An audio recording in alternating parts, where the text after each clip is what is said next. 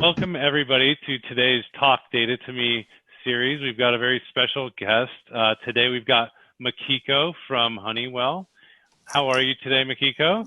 Good, how are you? Thank you for having me. I'm doing amazing. Makiko is one of Marketo's Fearless 50, and so we thought that she would add tremendous value to the audience, and we're really happy to have you. Oh, thank you so much for having me. So can you tell us a little bit about yourself and just kind of your day-to-day and how you ended up working in the Marketo role? Sure. I started using Marketo about 6 years ago.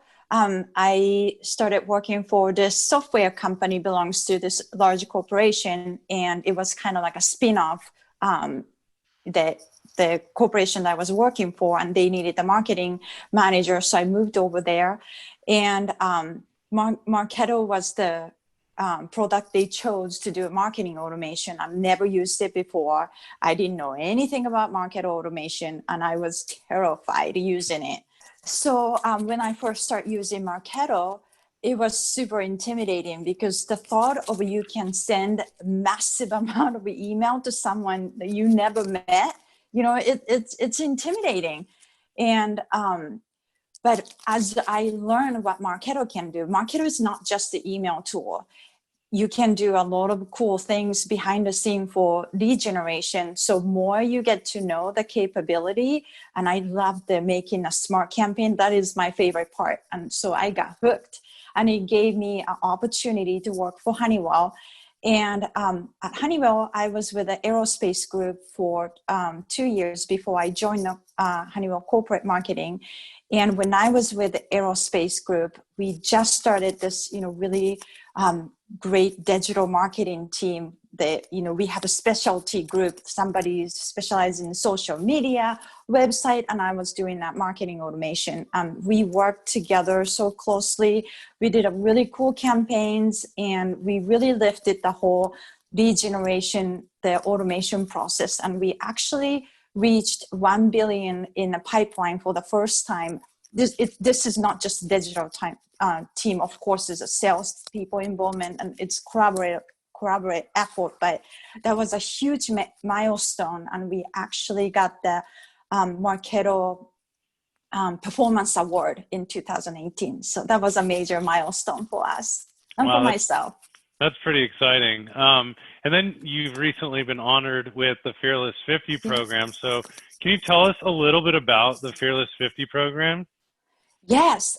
So it was kind of unfortunate that COVID thing happened when, I got chosen as the Fearless 50, because one of the coolest thing about being a Fearless 50 is when you go to Adobe Summit, or used to be a Marketo Summit, but when you go to Adobe Summit, you get to see a giant poster of yourself on the Vegas, the hotel lobby area, and it's the coolest thing. So I was, hoping to see my 3 days of fame. Then COVID thing happened, so I was super disappointed.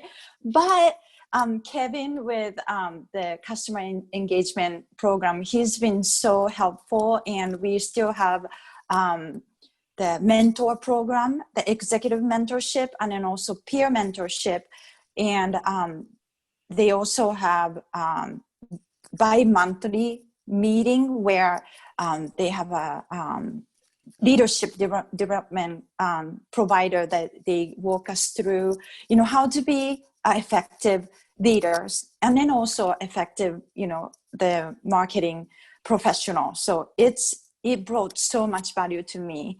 So if anybody is thinking about applying, do it. I highly recommend it. That's got to be a pretty amazing experience. We're really excited to have your point of view, with your background to come and educate the audience, because not all of us have as much experience around, building a business case for, marketing automation and demand gen as you probably do, being ingrained with so many great companies. And one challenge that we often find is that data professionals, while the topic of data is becoming more of a high-level executive conversation, it's still kind of hard to get companies to invest in their data.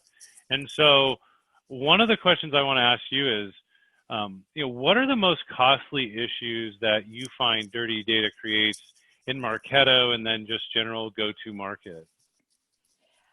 I think the most costly thing is the data privacy regulation. When you're hit by that, like GDPR, for example, it's 4% is the penalty in some cases of the company revenue. So that's a big chunk. So if you're not doing a good job of managing data, especially the email opt-ins, unsubscribe, and things like that, it could be a huge liability. And then also, if you have inactive leads or not a current records, you could be targeting people who are never going to open your email. So your campaign's probably not performing well. So those are the areas I think it will cost you. So in terms of compliance, do you have any day-to-day activities that you maintain that are involved with maintaining compliance in the database? Oh yes, that's part of my job actually. I work really closely with legal department, and the documents are everywhere about the GDPR, Canada, California, the CCPA, and all the rest of the world. But I'm sure each company has their own way of treating those different data privacy regulations, and we are the same way. So I work very closely with legal, making sure we are following the Honeywell data privacy guidelines, and making sure that all of us are following and not doing something we are not supposed to. That's great. It's nice to know that the bigger companies are really taking these initiatives seriously. Do you have any specific reports or methods that you utilize to analyze the health of your Marketo data? Or even any tools? Great question. We do a monthly review of email performance. So that will shows you the bounce rate and how the open rate, clicked open, and things like that. So when we want up and up, we want people to open more emails, we want people to click and engage. But when you start seeing decline and bounce rate going up, there's something wrong, there's something going on. So whenever there's a alarming trend that happens, I looking into data and see what's causing the issue, and I work with businesses to try to solve those issues. Wonderful.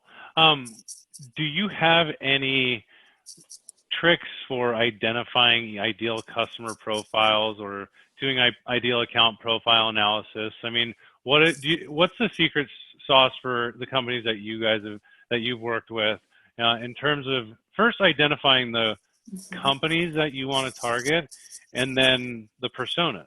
Mm-hmm. Yes, both are very important, company information and personas, because the influencer and decision makers, the messaging you're sending to both of them would be different. So it's good to know the job title, the persona of the person you're targeting. And then I think you need to know the data has to be current, and then that person is engaging. They have opened up an email recently, they've filled out the form recently, they've been visiting your website, they're totally engaging.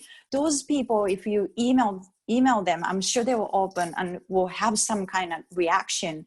What you want, what I don't want to do is the inactive people. They maybe left the company already, or they changed the role, so our communication is no longer relevant to them. We can send 100 emails to those people, but they're never going to open. So, keep current with their, the change is important, I think. Okay. In terms of your experience, is most of your experience in marketing for business to business sales or business to consumer sales? What can you repeat the question again? In your experience in your marketing departments, is your are you typically selling to businesses or people at like residential homes? We have some part of Honeywell that they are B2C, but majority of our company is B2B. And I actually never worked in B2C organization. I've always been B2B. So in your current processes, what are the attributes about a business that would make it a perfect business to sell to, or you know that you're most likely going to get a good response rate because it's a relevant product for them, and hopefully they're going to be a higher transaction amount because they're in the right industry or whatever. But what would you say the attributes are of a perfect profile to target in your industry? Great question. So I think you need to look at the behavior. I'm going to use a Marketo term, but behavior score and profiling score. Behavior is important. That's kind of an indicator of the engagement that I'm keep talking about. They, visited your website, filled out a form, went to your event, or, attended the webinar nowadays. And then, profile is the decision maker versus influencer, or somebody who's in different area that might not make a purchasing decision, but maybe they need to be informed, some way of influencing the decision down the road or something. So yeah, I think the combination of behavior and profiling score is important. Great. Are you currently supporting any account-based marketing efforts? Yes, I am. So it sounds like you guys are supporting some ABM campaigns. So do you have a process? I know Marketo natively doesn't link people in the system to accounts in Salesforce, but have you found any nifty ways to do that? That's a really good question. It depends on how accurate your Salesforce data is, Then you can do the filter in using Marketo, getting the data from Salesforce, doing a company filter. But yeah, if you don't have an ABM solution, that's the only thing I can think of. So in a perfect world, right, if you're able to have really great data and link all the people in your marketing system to all the accounts in your sales system, do you find that would help with any processes that you manage today? I think it's a game changer. I was on somebody's website the other day, and when I got in there, it said, Honeywell, you might be interested in these products. So, they're doing that personalization thing. And it definitely caught my eye. And they built that personalization so well where the messaging was really dedicated to me. So, if you can tie a person to account, you can really do personalized marketing. And, people are busy. They don't have time to look things around. So, people like myself, they appreciate those. Some people think that's too creepy and they don't like it. But somebody like myself that, appreciate those personalization and look at that as a plus, the convenience, I think it would be a game changer. Absolutely. I really like it too for being able to identify journeys along a life cycle of an account, because out of the box, Marketo is so good at telling you what the personal journeys are of somebody engaging with campaigns, but they're not necessarily able to, unless you have something like Visible, and so I'm not sure even in that case if it links people to accounts, but you're not able to see every person's journey across an account. So, we all like to build our ideal profiles and build personas that fit into the account journey. But if we're missing out on a percentage of the person engagements because there's just no way to link them, it causes an issue with attribution. Yeah, I agree. Like, there's a company A and we are trying to close a deal with them, and there's somebody who in a decision maker and somebody is in an influencer. Maybe influencer is the one that highly engaging with you and trying to close the deal, but it's not going anywhere. Well, now you have this person who is a decision maker that you have a contact with in that account. Then this is the person you need to talk to, So like you were saying, the decision journey, I think you can look at the whole picture of who belong in an account and where they are, and you can do a specific targeted approach. Yeah, where it hits home the most with me is, Mm-hmm. We would go to these really expensive events to do Mm-hmm. trade shows and, maybe purchase a booth from Salesforce for a lot of money and Mm-hmm. do all the night events, and you come home with this big bill, and then they say, okay, well, last year, we only saw 2 opportunities created from Dreamforce, and I'm sitting there like, what? There's no possible way. I know I had about 10 meetings with people that ended up becoming customers in one way, shape, or form. But what happens, right? If you don't have a solution, is that for me, we would import a list from our trade show, and the people that we engaged at like a booth, maybe would not be automatically converted to contacts at the account because there was no way. And so then maybe a week or 2 later, an analyst from their company would come and fill out a web form on our website, and that would be the first touch, because the sales rep would get routed that lead and they would convert it, and that was now the attributed first touch to that account, with the opportunity, leaving behind this trade show that happened a month ago where, the boss of that analyst was there having dinner or something with us. So that's always kind of like the age-old issue that I find.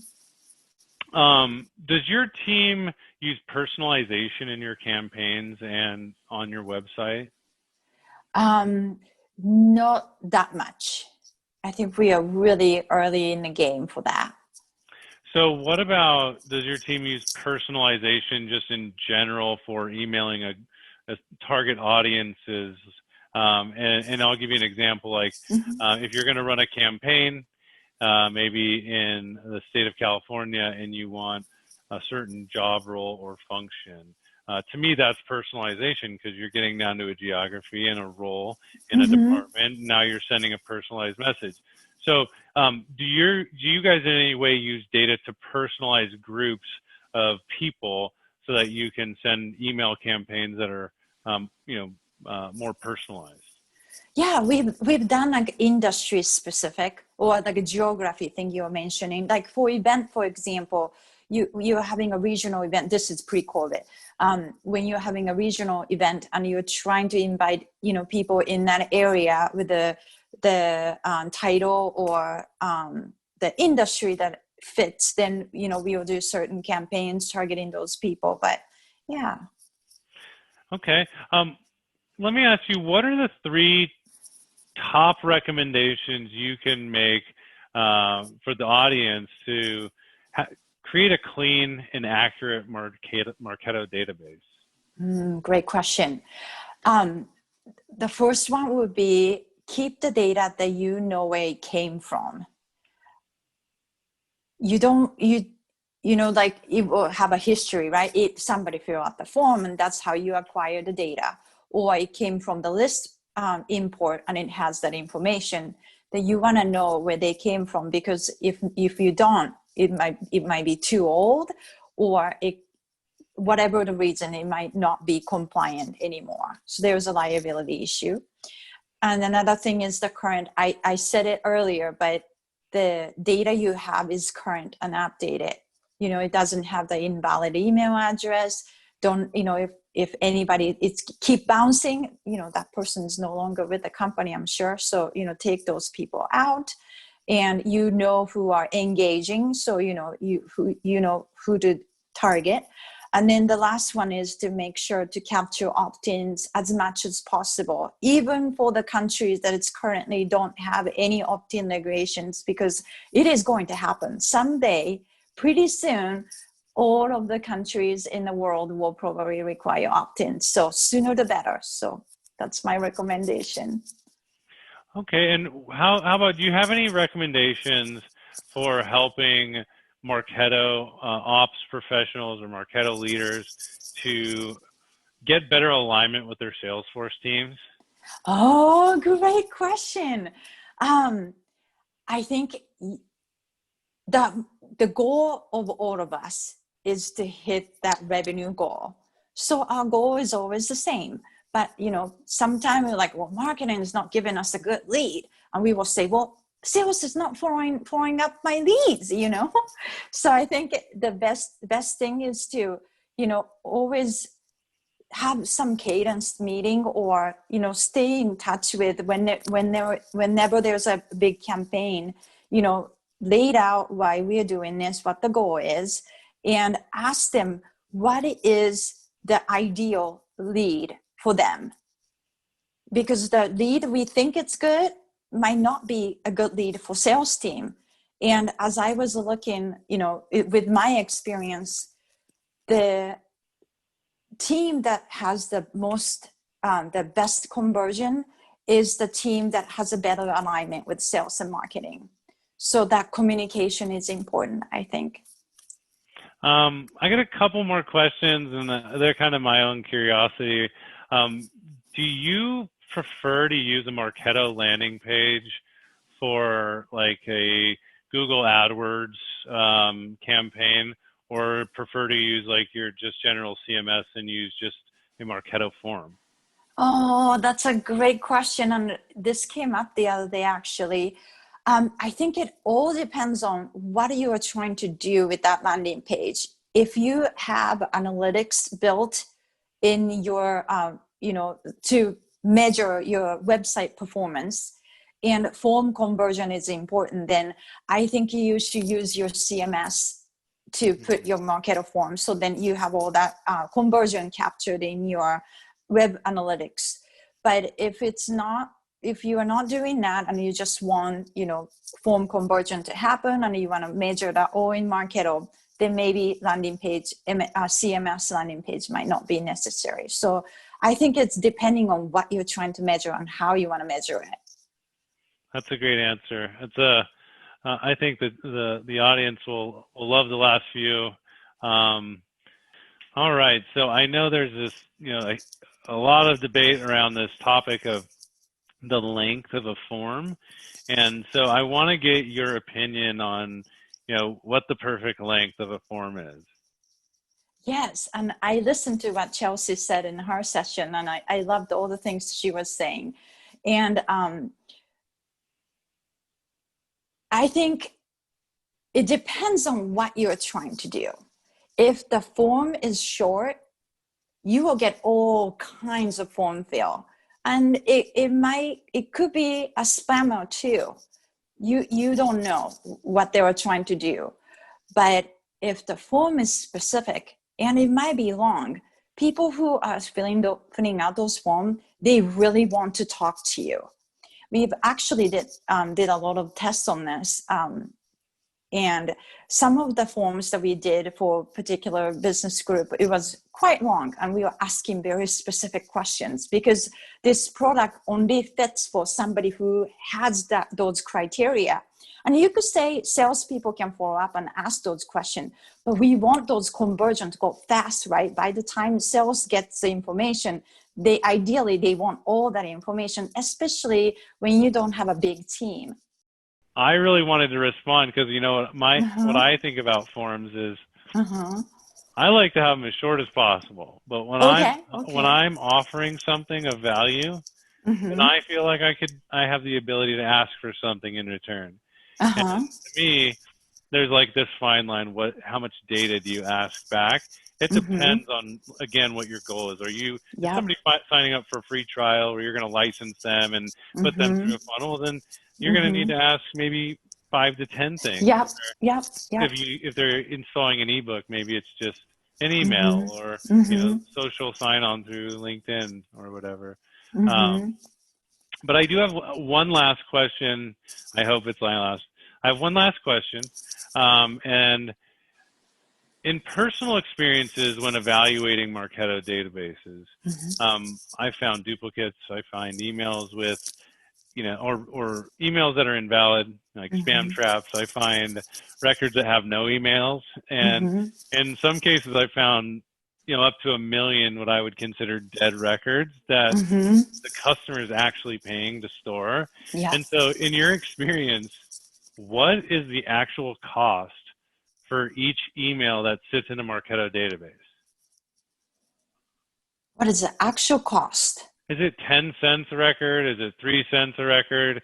Because typically their pricing is based on the number of emails. Number of records you have in your instance. Yes.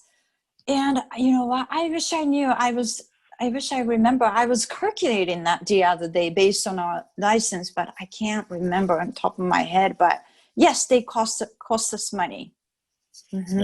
Yeah. So that's why we do a cadenced cleanse. So we are not paying for those, inactive leads and duplicate leads that we don't want. Okay, great.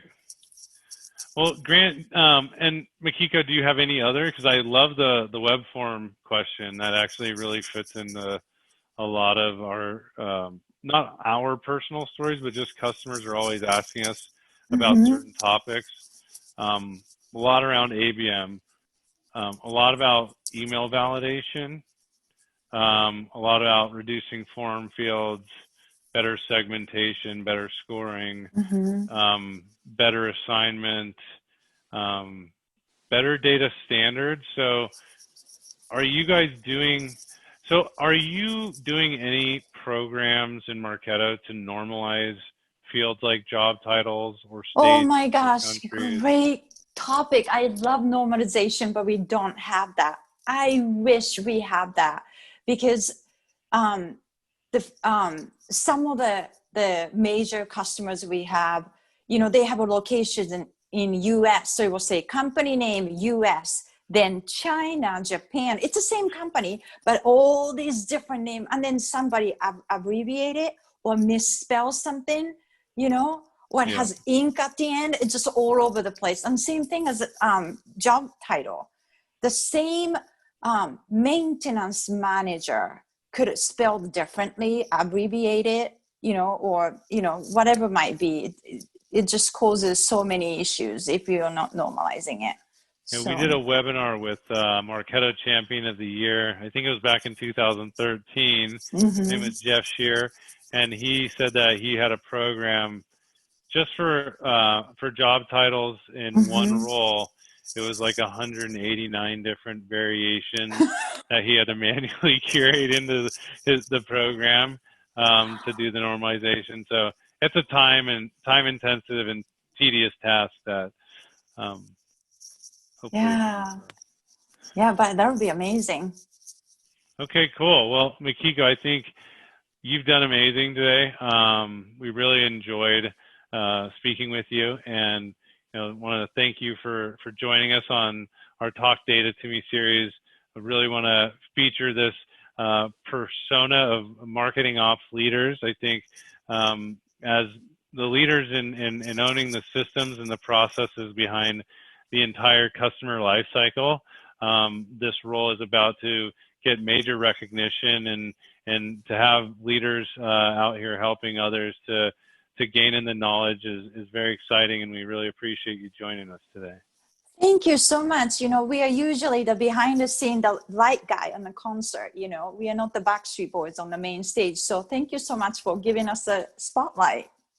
Well, I'm sure you guys are going to be having that spotlight for many years to come. So thank you so much. Thank you. Bye.